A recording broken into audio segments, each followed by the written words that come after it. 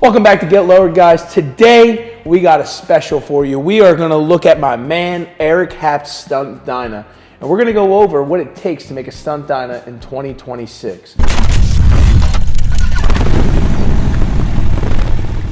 So, Eric, let me ask you, man, what was your inspiration to build this bike? Well, I mean, honestly, Dynas are amazing. Plain and simple, they're just amazing. Yeah, no, I'm a big Dyna guy. I love them. They're just big dirt bikes. They're a big dirt bike. They're fun, playful, they're not too heavy. Yeah, so they're just a really fun bike. I've always enjoyed riding them. Kind of easy to build, easy to work on. Yeah, decided to kind of make a new creation. So here we are. What was the first thing that you did to kind of get it into more of a performance Dyna? Because I feel like people, when they get these Dynas, they don't really know what to start with, or is it more of a budget thing?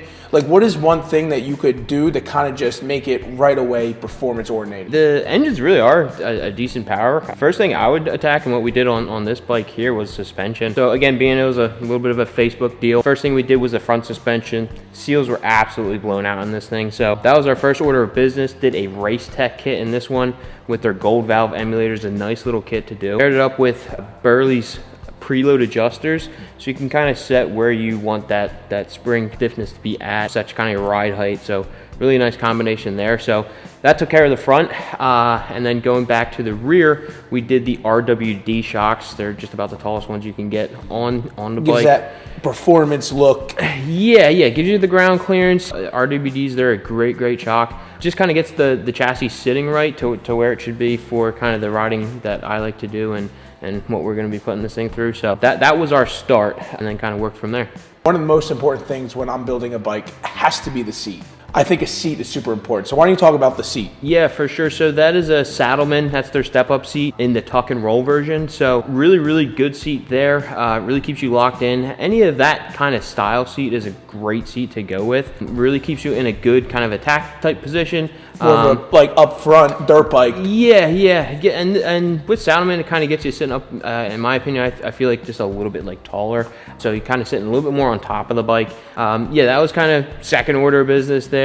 And then we moved kind of forward to bars and risers. You got to do bars next. Yeah. Yep. Went with their 6.5-inch riser and the mid aggressive bar, more of a straight across bar. Gives you that really good control and feel.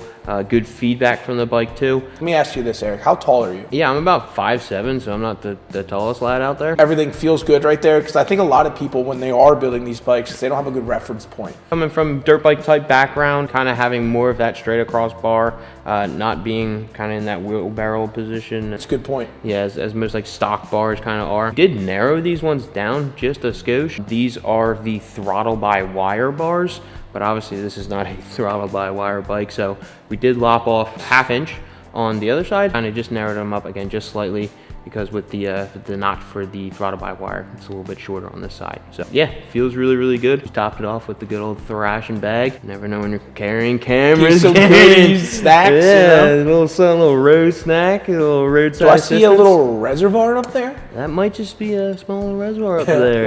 What's going on with this guy? So for brakes, for the front brakes, we went with the Brembo Master Cylinder.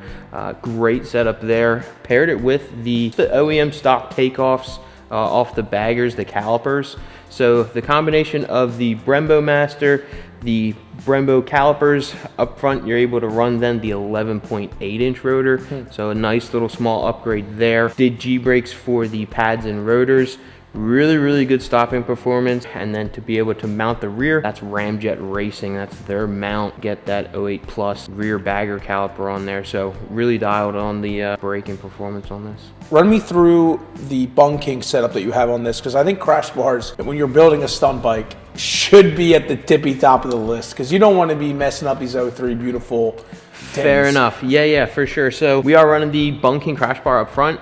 And then for the rear, we are just running the top sliders, the top shock sliders there. So gives protection, yes, to the body, to the paint, to yourself. I think every stunt bike should have a good set of crash bars. And bunking has been top in the game for a long time. And honestly, for even just a standard bike out there for anyone, I mean, there's too many crazies out there anymore. Yeah, no doubt. Yeah, always good to keep yourself protected, keep the bike protected. And I see you got some thrashing pegs on here. Are they the P54s? These are the P54s from Thrashing, yes. So they have a really good feel to them. They are kind of that moto type peg, which I'm a pretty big fan of. They look like, they look like a dirt bike peg. Really good pegs coming from Thrashin. All their stuff's really high quality. So throwing their pegs matches really well with the overall scheme of the bike. So really happy with those. All right, so something else I think is super important for a stunt build are chain kits. Something that helped me in my process of learning how to wheelie was a chain. Now you can wheelie with a belt, no lie, but you are gonna maybe get a slip, it could break. There's so many things that could happen. So why don't you tell them what it's like to put a chain kit on these bikes? Yeah, chain is a much more reliable way to go than the belt. The belts, like you said, I mean, that will do it for a long time. You do run the risk of having the potential for a problem with the belt. Chain, they're proven. Tight. Yes, they're gonna react. You get a good snap out of a chain, kind of like that immediate once you're rolling on the throttle, whatever it is, you feel the power getting to the ground. There is no lie, a night and day difference with a chain and a belt. Yeah, the belt, you do have that, because obviously it's rubber, you have that little bit of tendency for it to stretch. And again, a little bit easier on maintenance. If in the case you ever do break a chain for some odd reason, easier to replace one of them. You can change your gearing a whole lot easier just by changing that rear sprocket. So there's definitely a lot of pros to going with the chain drive. So I see you running, obviously not a stock headlight up front, and I've been seeing that online a lot. The guys are running these crazy front headlights that are wicked bright. So why don't you go ahead and tell me what that is that I'm seeing? Yeah, we decided to run the Baja LP6 light on this bike. It did just have the stock headlight, big old bucket, whatnot. It was just like a standard halogen light, and so felt just like it needed to be a little bit brighter. These are definitely becoming very popular option. And they do look great. They do look really great. They give it that performance look that I feel like you're trying to achieve when you're building a stunt bike. Yeah, and also again, just having a bright light. You can see the potholes if you live in PA where we live. Yeah, it's a really good option. Looks sleek and perform really well. Yo, that is something I did just notice. Your handlebars are super sleek. So they look super nice, and I love that naked look on those bars. How do you do that? Because that's something I want to do to my bike eventually. So we did do kind of a control elimination on the bars here. So all of the buttons, all the controls, aside from obviously throttle, clutch, and the brake, everything, all the buttons have been eliminated. To do that's kind of simple. It just kind of takes getting into the wiring schematic, doing a little bit of wiring. We did convert the key from just like an ignition style to more of like what your car has, where it's on and then you turn the key for start back there. So that eliminates all your buttons on this side. Bike doesn't necessarily have turn signals, so being that it is a dedicated kind of stunt bike in a way, there's no need for any of the extra controls. Like the horn, turn signals. Yeah, we don't necessarily need that. We're not necessarily riding this thing on the street, so not necessarily a huge requirement for us. So all that had been kind of taken off. Always going back to that dirt bike kind of stuff. Really, I think it looks so much better. Because of the dirt bike vibe, yeah, for sure. So something that I've been seeing online a lot is what exhaust should I get for my bike? So you see Bassani, you see a bunch of other brands out there. Obviously you have the Bassani. What made you go with the Bassani on this particular build? We went with Bassani. They're a great brand. They've been around forever, tried and true. They support the stunt scene quite a bit too, which is a lot, which is kind of cool from those guys supporting the industry. And again, they produce a really good high quality pipe. Good sounding pipe. Sounds great, looks great. Obviously, we've already got some color run through this one. Been through a few heat cycles, so as it should. As it should. So it's changing its color nicely. Kind of every stainless pipe will do that, and again, I like that look. I think that 2-to-1 look that just absolutely brings these bikes together. You're doing more of this performance build, and you're aiming for stunt riding, you're aiming for a gnarly bike. Is there anything going on inside the motor? So for this, technically, there's not a whole lot you do have to do to these old 88s. So they're a great motor, they're strong.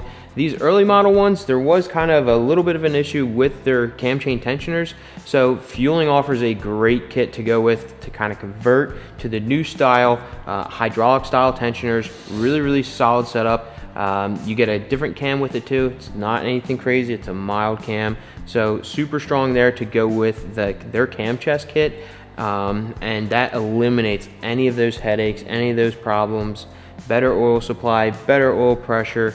Can't say enough good things about Fueling. They kick ass. So solid kit to be putting in the cam chest on your 88. We did go with an S&S air cleaner and a Fueling external breather kit. Kind of modified them to work together. That way we can get that oil misting out of the airbox and kind of directed towards the ground. But other than that, kind of a stock unit. Otherwise, again, great strong motor. You don't really need anything wild, anything crazy powerful. Yeah, power is great and fun, but so is a good old 88. Can't kill the old 88. That about wraps it up for my man Eric's stunt bike. I appreciate you guys tuning in to see what's done to this bike. If you guys at home are trying to build a stunt bike, make sure you check out getloweredcycles.com for all your parts and needs. Till next time, guys, peace.